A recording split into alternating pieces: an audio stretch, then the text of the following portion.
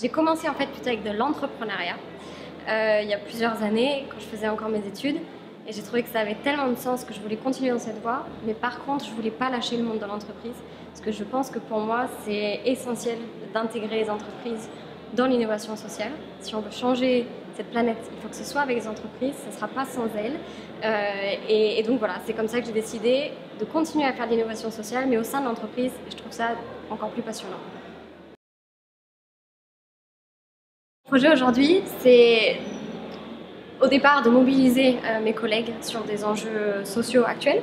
Ça commence par de la sensibilisation. Par exemple, on a un mur d'inspiration dans lequel on partage plein de vidéos et de contenus sur des choses qui nous inspirent.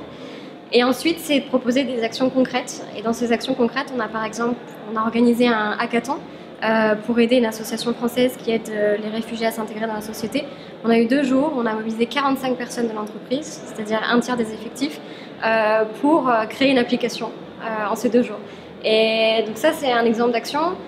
Et puis, il y a quelques jours aussi, on a lancé une team qui essaye de réduire tous les déchets dans l'entreprise. On allait passer des partenariats avec des commerçants à côté pour ne plus qu'on utilise leur gobelet, par exemple, quand on va chercher de la nourriture le midi. Voilà, ce sont des types d'actions comme ça.